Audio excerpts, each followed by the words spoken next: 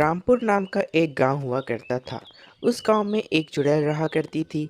उसे तरबूज खाने का बहुत शौक था, इसलिए वह हमेशा लोगों के खेतों से तरबूज चोरी कर खाया करती थी। इसी के चलते उस चुड़ैल से गांव के सभी लोग बहुत परेशान रहा करते थे। किसी को भी समझ नहीं आ रहा था कि तरबूज जा कहाँ रहे हैं। एक दिन रमेश नाम का एक किसान अपने खेत में तरबूज की फसल का कटाई कर रहा था। तभी ही वहाँ वही चुड़ैल उसके खेत में तरबूज चोरी करने को आ जाती है। तभी रमेश उसे देखकर घबरा जाता है और बोलता है, हे भगवान, यह तो एक चुड़ैल है। यह चुड़ैल कहाँ से आ गई?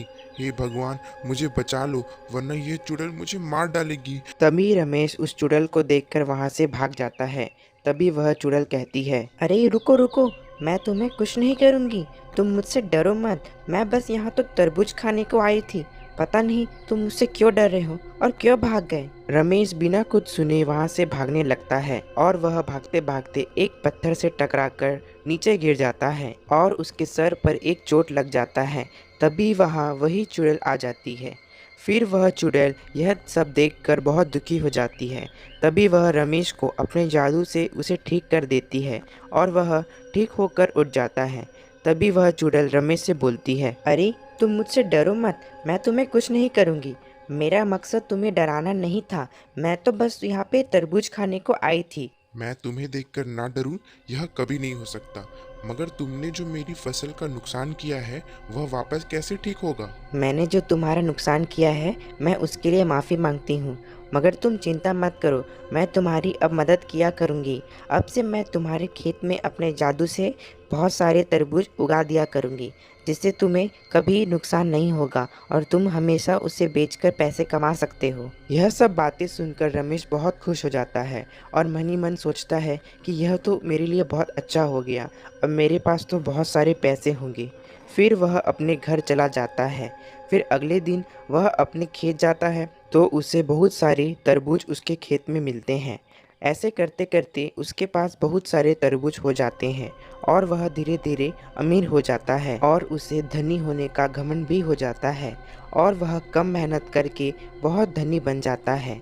यह सब के चलते वह आलसी भी हो जाता है। फिर वह चुड़ैल यह सब देख लेती है और वह बोलती है, अरे यह रमेश तो अब अपने खेतों में काम करने को भी नहीं जा रहा है और उसके पास ज़्यादा धन आने से वह लालची भी बन गया है और उसने मेरे अच्छेपन होने का गलत फ़ायदा उठाया है। अब तो मुझे इसे सबक सिखाना पड़ेगा। फिर अगले सुबह वह अपने खेत जाता है और देखता है कि उसके खेत में एक भी तरबूज नहीं है।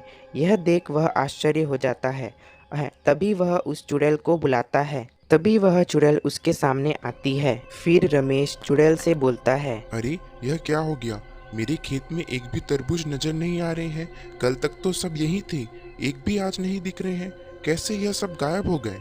हाँ, कल तक तो सारे तरबूज यहीं पर थे, लेकिन अब मैं तुम्हें एक भी तरबूज नहीं दूंगी, क्योंकि अब तुम बिल्कुल मेहनत करना भूल चुके हो और तुम दिन ब दिन लालची बनते जा रहे हो। और अब मैं यहाँ से जा रही हूँ और अब मैं तुम्हारे बिल्कुल भी मदद नहीं करूँगी। यह सब कहकर वह चुड़ैल वहाँ से चली जाती है और उसके बाद वह वापस कभी नहीं आती है। फिर रमेश अपने खेत में पहले की तरह काम करना चालू कर देता है।